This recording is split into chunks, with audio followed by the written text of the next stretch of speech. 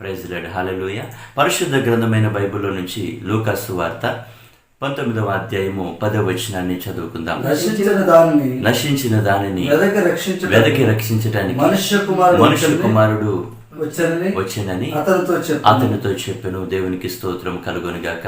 ప్రియ దేవుని బిడ్డలారా, నశించిన దాన్ని వెదకి రక్షించడానికి యేసుక్రీస్తు ప్రభువారు మనుష్య కుమారునిగా ఈ లోకానికి వచ్చారు. ఈరోజు అనేక మంది జీవితాలు నశించిపోతుంటున్నాయి. అనేక మంది జీవితాల్లో సంతోషం లేదు, వారికి సమాధానం లేదు. వారి ఇష్టానుసారంగా వారు జీవిస్తూ ఉంటున్నారు. అయితే దేవుని యొక్క లేఖన భాగంలో రాయబడిన మాట ఆయన అంటున్నాడు, నశించిన దానిని ఎవరు రక్షించినా రక్షించకపోయినా నేను రక్షిస్తాను అని మాట్లాడుతున్నాడు. ప్రియులారా, ఈ ప్రత్యేకమైన సమయంలో ఒక విషయాన్ని మీ ముందుకు తీసుకురావాలని నేను ఇష్టపడుతున్నా. ఎంతోమంది నశించిపోతున్నారు. ఈ నశించిపోయే ప్రతి ఒక్కరూ ప్రార్థన చేస్తూ ఉంటారు, కానీ దేవునికి దొరకరు. ప్రార్థన చేస్తూ ఉంటారు, కానీ దేవునికి ఆ మాటలు వినపడు. ప్రార్థన చేస్తూ ఉంటారు, కానీ దేవుడి మాట వారికి వినపడదు. ఎందుకని అంటే ప్రియులారా, ఒక సెల్ ఫోన్ వాడే వ్యక్తిని గురించి కనుక మనం ఆలోచన చేస్తే, ఈ సెల్ ఫోన్ వాడే వ్యక్తికి ఆ ఫోన్లో సిమ్ ఉంటుంది. ఆ సిమ్ ఉంటే దానికి సిగ్నల్ ఉన్నప్పుడే అది పనిచేస్తుంది. సిగ్నల్ లేకుండా అది ఏ పని చేయలేదు.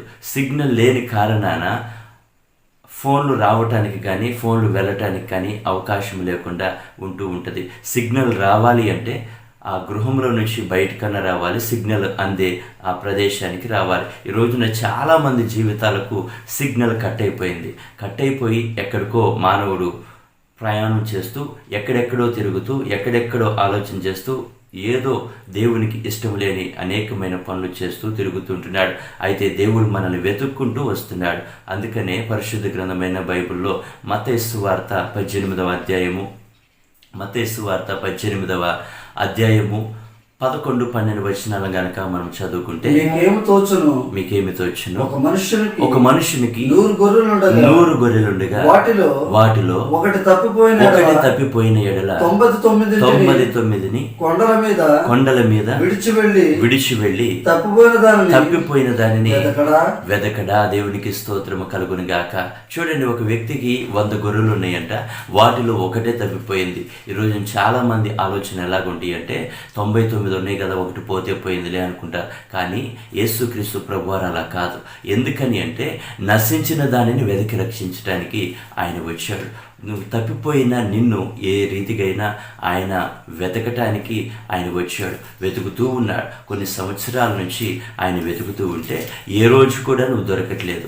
ఏ రోజు కూడా ఒక ఫోన్ కాల్ చేసినట్లుగా ఆయన మాట నీకు వినపడాలని అనేక మంది చేత మాట్లాడిస్తున్నప్పటికీ నీకు ఒక్కసారి కూడా ఆ దేవుని మాటలు, ఆ గ్రామాల్లో చెప్పే సువార్త కానీ ఆ గ్రామాల్లో చెప్పే సేవకుల మాటలు కానీ నీకు వినబడట్లేదు. కారణం ఏంటి అంటే నువ్వు పూర్తిగా సిగ్నల్ లేని చోట ఉన్నావు. మేము ఒక అడవి ప్రాంతానికి వెళ్తూ ఉంటాం. అక్కడికి వెళ్ళిన తర్వాత ఫోన్ పనిచేయదు. ఎందుకని అంటే ఫోన్కి సిగ్నల్ ఉండదు. ఫోన్కి సిగ్నల్ ఉండకపోతే ఫోన్లు రావు, ఫోన్లు వెళ్ళవు. ప్రియులారా, బాగా అర్థం చేసుకోలేదు. నా మాటలు లోతుగా అర్థం చేసుకున్నట్లయితే మనం సిగ్నల్ ఉన్న చోట గనక మనం ఉంటే మన మాట దేవునికి వినపడుతుంది. ఈరోజు అనేక మంది ప్రార్థన చేస్తుంటున్నారు, అనేక మంది ఉపవాసాలు ఉంటున్నారు, అనేక మంది దేవుడు నాతో మాట్లాడాలి, నేను దేవునితో మాట్లాడాలి అని అనేక మంది ఇష్టపడుతూ ప్రార్థన చేస్తున్నారు. కానీ దేవుడికి వారి మాట వినబడట్లేదు, దేవుని మాట వారికి వినబడట్లేదు. కారణం ఏంటి అంటే దేవునికి మానవునికి మధ్య సిగ్నల్ కట్ అయిపోయింది. దేవునికి మానవునికి మధ్య సిగ్నల్ ఎప్పుడు కట్ అయిపోయింది అని కనుక మనం ఆలోచన చేస్తే సరిగ్గా 6000 సంవత్సరాల క్రితము దేవునికి మానవునికి మధ్య సిగ్నల్ కట్ అయింది. ఒకసారి మనం పరిశుద్ధ గ్రంథమైన బైబిల్లో ఆదికాండం 3వ అధ్యాయము 9, 10, 11 వచనాలు గనక మనం చదువుకుంటే, దేవుడైన యెహోవా ఆదామును పిలిచి నీవెక్కడున్నావనెను. అందుకతడు నేను తోటలో నీ స్వరము వినినప్పుడు దిగంబరిగా ఉంటిని గనుక భయపడి దాక్కొంటినెను. దేవునికి స్తోత్రం కలుగును గాక. హల్లెలూయా. ప్రియ దేవుని బిడ్డలారా, ఈ వాక్య భాగాన్ని కనుక మనము లోతుగా అర్థం చేసుకుంటే దేవుని లేఖనము ఈ రీతిగా సెలవిస్తుంది. దేవుడు ఆదామా అని పిలవగానే ఆదాము ధైర్యంగా దేవుని దగ్గరికి రాలేకపోయాడు. కారణం ఏంటో తెలుసా? కొంతకాలము దేవునికి ఆదాముకి మధ్య సిగ్నల్ పనిచేసింది. కొంతకాలము దేవునికి మానవునికి మధ్య సిగ్నల్ పనిచేసిన తర్వాత మానవుడు ఎప్పుడైతే దేవుని మాటను వినకుండా పాపంలో పడిపోయాడో సిగ్నల్ కట్ అయిపోయింది. సిగ్నల్ కట్ అయిపోయి మానవుడు దేవుని దగ్గరికి ధైర్యంగా రాలేకపోతున్నాడు. దేవుడు పిలవగానే ఎంతో ఆశతో వచ్చాడు. దేవుడు ఎంతో ఆశ, ఆదాముతో మాట్లాడాలన్న ఆశ, ఆదాముతో గడపాలన్న ఆశ. ఆ ఆశతో వచ్చిన దేవుడు ఒకసారి ఆదామా అని పిలవగానే ఆదాము అక్కడ లేడు. కారణం ఏంటంటే సిగ్నల్ లేని చోటున్నాడు. పొదల చాటున దాక్కొని ఉన్నాడు. పొదల చాటున దాక్కొని ఉండి దేవుడు పిలవగానే ధైర్యంగా ప్రభువా అని పలకలేకపోయాడు. ప్రియులారా, బాగా అర్థం చేసుకోండి. ఈ రోజున అనేక మంది దేవునికి ఇష్టం లేని పనులు చేసి దేవునికి మానవునికి మధ్య ఉన్న ఆ సిగ్నల్ని కట్ అయ్యేలాగా చేసుకుంటున్నారు. దేవునికి మానవునికి మధ్య ఈరోజు సిగ్నల్ లేదు. సిగ్నల్ లేని కారణాన దేవుడు ఎలాగ మాట్లాడతాడు? మనం ఉపవాసం ఉంటే దేవుడు మాట్లాడతాడా? లేదు. సిగ్నల్ ఉన్న చోటికి నువ్వు వస్తే దేవుడు నీతో మాట్లాడతాడు. సిగ్నల్ ఉన్న చోటికి నేను వస్తే దేవుడు నాతో మాట్లాడతాడు. ఎందుకు అంటే దేవుడు ఎనీ టైము మనకి ఒక ఫోన్ కాల్ చేసినట్లుగా ఆయన పిలుపును మనకి వినిపించాలని, ఆయన మాట మనకి వినిపించాలని ఆయన ఎన్నోసార్లు ఎంతోమంది దైవ సేవకుల ద్వారా, ఎంతోమంది ప్రవక్తల ద్వారా ఆయన మనతో మాట్లాడాలని ఇష్టపడుతున్నాడు. కానీ మనమే సిగ్నల్ లేని చోట ఉన్నాం. దేవునికి ఫుల్ సిగ్నల్గా ఉంది. ఎందుకు అంటే ఆయన పరలోకంలో ఉన్న భూమి మీద కార్యాలు జరుగుతున్నాయి. అంటే పరలోకానికి భూమికి ఆయనకి ఫుల్ సిగ్నల్ ఉంది. సిగ్నల్ లేనిది ఎవరికి అంటే మానవునికే సిగ్నల్ లేదు. దేవుడు పిలవగానే ఆ పిలుపు మానవునికి వినబడట్లేదు. ఆ పిలుపుకి ధైర్యంగా రాలేకపోతున్నాడు. కారణం ఏంటి అంటే దేవునికి మనకి మధ్య సిగ్నల్ కట్ అవ్వటానికి గల ప్రధానమైన కారణము పాపము. ఆ పాపము గనక మన జీవితాల్లో ఉంటే దేవునికి మన మాట వినపడదు, దేవుని మాట మనకి వినపడదు. అందుకనే దేవుని లేఖన భాగంలో ఆదాముని పిలిచినప్పుడు ఆదాము ధైర్యంగా దేవుని దగ్గరికి రాలేకపోయాడు. ఈ రోజున తల్లి, చెల్లి, అన్న, తమ్ముడు ఎంతోమంది మీరు ప్రార్థన చేస్తున్నారు. దయచేసి మీరు సిగ్నల్ ఉన్న చోటుకి కనుక మీరు వచ్చి ప్రార్థన చేస్తే, అంటే నీ జీవితంలో పాపాన్ని విడిచిపెట్టి ఆ పాపము నుంచి నువ్వు బయటకు వచ్చి కనుక దేవునికి ప్రార్థన చేస్తే నీ ప్రార్థన దేవునికి వినపడుతుంది. దేవుడు నీతో మాట్లాడతాడు. నీ మాట ఆయనకు వినపడుతుంది, ఆయన మాట నీకు వినపడుతుంది. చూడండి, ఫోన్ వాడేవాళ్ళు, ఒక ఫోన్ వస్తే వీళ్ళు ఇద్దరు మాట్లాడుకుంటారు. ఇప్పుడు ఒక విషయాన్ని మీకు గుర్తు చేయాలని అనుకుంటున్నాను. చూడండి, ఎంతో కాలం నుంచి మనం ఎదురు చూస్తూ ఉంటాం. దేవుడు నాతో మాట్లాడితే బాగుండు. దేవునికి మనకి మధ్య సిగ్నల్ లేని కారణాన ఆ మాటలు జరగట్లేదు. కానీ కలవక ఈరోజు కనుక దేవునికి మనకి సిగ్నల్ కలిసిందనుకోండి, నువ్వు పాపాన్ని విడిచిపెట్టి బయటకు వచ్చినప్పుడు దేవునికి మనకి మధ్య సిగ్నల్ కలుస్తుంది. ఈ సిగ్నల్ కలిసినప్పుడు మనం దేవునితో ఏం మాట్లాడతాం? ఒక్కసారి ఆలోచించేద్దాం. ఏం మాట్లాడతాం? చూడండి, ఒక కుటుంబంలో అక్కా చెల్లెలు ఉన్నారనుకోండి. దేని గురించి మాట్లాడుకుంటారు? ఇంట్లో పని గురించి.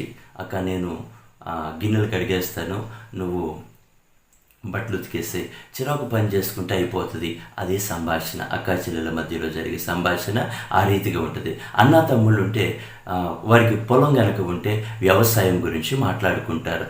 అదే భార్య భర్తలు అయితే కుటుంబ బాధ్యతల గురించి మాట్లాడుకుంటారు. పిల్లల్ని ఎలాగ పెంచాలి, పిల్లల్ని ఎలాగ పోషించాలి, వారిని ఎలాగ చదివించాలి అని మాట్లాడుకుంటారు. ప్రియులారా, ఈ ప్రత్యేకమైన సమయంలో ఒక విషయాన్ని బాగా గుర్తించండి. కలవక ఈరోజు దేవునికి నీకు మధ్య కాల్ కలిసింది అనుకోండి, నువ్వేం మాట్లాడతావు? ఒకసారి ఆలోచించే. అక్కా చెల్లెలు మాట్లాడుకునేది కొంత సమయమే ఉంటుంది. అన్న తమ్ముడు మాట్లాడుకునేది కొంత సమయమే ఉంటుంది. భార్య భర్తలు మాట్లాడుకునేది కూడా కొంత సమయమే ఉంటుంది. అయితే ప్రియులారా, దేవుడు నువ్వు మాట్లాడుకునేది ఎంతసేపు మాట్లాడుకుంటావు? ఒక ప్రశ్న. దానికి సమయం ఉండదు. ఒక మనిషికి అయితే నీ మాటలు వినగానే విసుకొచ్చేస్తుంది. నీ మాటలు వినగానే దేవునికి విసుగురాదు. దేవుడు సంతోషపడిపోతాడా? ఇంకా ఇంకా ఇంకా మాట్లాడితే బాగుండు. ప్రార్థన అనగా సంభాషణ. మనం ఎవరితో మాట్లాడుతున్నాం? దేవునితో మాట్లాడుతున్నాం. దేవునితో నువ్వు ఏ విషయాలు మాట్లాడతావు? ఆయన నీతో ఏ విషయాలు మాట్లాడతాడు అని కనుక మనం ఆలోచన చేస్తే, నువ్వేమో నీకున్న అవసరతలన్నీ దేవునికి చెప్తూ ఉంటావు. నేను ఎలాగ పెరగాలి ప్రభా, ఎలాగ బ్రతకాలి ప్రభా, నా కుటుంబాన్ని ఎలాగ పోషించుకోవాలి, సంఘంలో ఉన్న బిడ్డలను ఎలాగ నేను నడిపించాలి అని నువ్వు అడుగుతూ ఉంటే దేవుడు ఏం చెప్తాడో తెలుసా? నువ్వు ఇలాగ నువ్వు నడుచుకోవాలి. ఒకానొక సమయంలో ఒక బాగా ధనము కలిగినటువంటి ఒక ధనవంతుడు దేవుని మార్గం ఏదో బాగుంది అనుకున్నాడు. ఆయనతో కలిసి జీవించాలి అనుకున్నాడు. నిన్ను అనుసరించాలంటే ఏం చెయ్యాలయ్యా అని అడిగినప్పుడు దేవుడిచ్చిన సమాధానం, నీకున్న సమస్తాన్ని విడిచిపెట్టి నన్ను వెంబడించు. దేవునికి స్తోత్రం కలుగునుగాక. హల్లెలూయా. ప్రియ దేవుని బిడ్డలారా, దేవునికి నీకు కాలు కలిస్తే దేవుడు నీతో ఎంతసేపు అయినా మాట్లాడటానికి ఇష్టపడతాడు. నీకు విసుకొస్తుందేమో కానీ దేవునికి విసుగురాదు. ఎంతసేపు దేవుడు ఏం మాట్లాడతాడు అంటే, పరలోకం గురించి దేవుడు మనతో ఎప్పుడు మాట్లాడుతూ ఉంటాడు. ఎప్పుడు నువ్వు దాన్ని పోగొట్టుకుంటావేమో అన్న బాధ ఆయనలో బలంగా పాతుకొని ఉంది. దాని గురించే మాట్లాడతాడు. నీ జీవితం ఎలాగ సరిచేయబడాలి, నువ్వు ఎలాగ బలపరచబడాలి, నువ్వు లోతైన భక్తిని ఎలాగ నేర్చుకోవాలి, ఆయన రాజ్య వ్యాప్తికి ఎలాగ సిద్ధపడాలి అన్న విషయాలను గురించి దేవుడు నీతో మాట్లాడతాడు. అయితే ప్రియులారా, చూడండి, దీనికి ఇంత సమయం అని ఉండదు. నువ్వు ఏ క్షణంలో నువ్వు మోకరించి ప్రార్థన చేసినా ఆ సమయంలో దేవుడు నీతో మాట్లాడటానికి, అర్ధరాత్రి అయినా అపరాత్రి అయినా ఎప్పుడైనా కానీ నువ్వు మోకరించిన ప్రతిసారి దేవుడు నీతో కలిసి ఏకీభవించటానికి, నీ మాటలు వినటానికి, నీతో మాట్లాడటానికి ఆయన ఇష్టపడుతున్నాడు. ఆయన నీతో మాట్లాడాలంటే మనం చేయవలసిన ఒకే ఒక పని. ఏంటి ఆ పని అంటే, దేవుణ్ణి మనల్ని దూరం చేసినటువంటి ఆ పాపాన్ని కనుక మనం విడిచిపెడితే, దేవుడు మనతో మాట్లాడతాడు, మనము దేవునితో మాట్లాడచ్చు. ప్రియులరా, సిగ్నల్ సరిగా అందే చోటికి దయచేసి మీకు చెప్తున్నాను, పాపాన్ని విడిచిపెట్టి బయటకు వస్తే నీకు సిగ్నల్ ఉంటుంది. యోసేపు పోతీఫర్ భార్య పాపం చేయడానికి ఇష్టపడినప్పుడు పాపాన్ని విడిచిపెట్టేసి బయటకు వచ్చేసాడు. దేవునికి యోసేపుకి సిగ్నల్ కలిసింది. అదే గనక యోసేపు పాపం చేయటానికి ఇష్టపడితే దేవునికి యోసేపుకి మధ్య సిగ్నల్ ఉండేది కాదు. సిగ్నల్ ఉంది కాబట్టి ఆ పాపాన్ని విడిచిపెట్టేసి బయటకు వచ్చేసాడు. దేవుని బిడ్డగా బయటకు వచ్చేసాడు. ఈరోజు నువ్వు, నేను, ప్రతి ఒక్కరము ఆ యోసేపు గురించి గొప్పగా చెప్పుకుంటున్నాం. నీ గురించి ఎవరైనా చెప్పుకుంటున్నారా? నీ బంధువులు చెప్పుకుంటున్నారా? నీ కుటుంబీకులు చెప్పుకుంటున్నారా? నీ రక్త సంబంధికులు ఎవరైనా నీ గురించి మంచిగా చెప్పుకుంటున్నారా? దయచేసి ఆలోచన చేయండి. పాపం వల్ల వచ్చి జీతం మరణం. ఆ మరణం నీకు రాకుండా ఉండాలంటే, నువ్వు పాతాళానికి వెళ్లకుండా ఉండాలంటే, నరకానికి వెళ్లకుండా ఉండాలంటే, నరకం నుంచి తప్పించబడాలంటే దయచేసి పాపాన్ని విడిచిపెట్టి పరిశుద్ధతలోనికి రండి. అప్పుడు నీ ప్రార్థన దేవుడు వింటాడు. నీతిమంతుల ప్రార్థన ఆయన ఆలకించును అని దేవుని లేఖనాలు సెలవిస్తున్నాయి. ఎవరు నీతిమంతుడు? ఎవరైతే పాపాన్ని విడిచిపెట్టి పరిశుద్ధత కలిగి ఉంటారో వారే నీతిమంతుడు. దేవుడు ఎవరి ప్రార్థన ఆలకిస్తాడు? నీతిమంతుల ప్రార్థన, పరిశుద్ధుల ప్రార్థన. నువ్వు ఎంతకాలం ప్రార్థన చేసినా, నువ్వు పాపిగా ఉండి ప్రార్థన చేస్తే, పాపంలో ఉండి ప్రార్థన చేస్తే నీ ప్రార్థన దేవునికి వినపడదు. ఎప్పుడైతే నువ్వు దాన్ని విడిచిపెట్టి బయటకు వస్తావో దేవునికి నీకు మధ్య ఒక మంచి సిగ్నల్ కలుస్తుంది. దేవుడు నీతో మాట్లాడతాడు, నువ్వు దేవునితో మాట్లాడచ్చు. దేవుడి కొద్ది మాటలు దీవించి ఆశీర్వదించును గాక. ఆమేన్.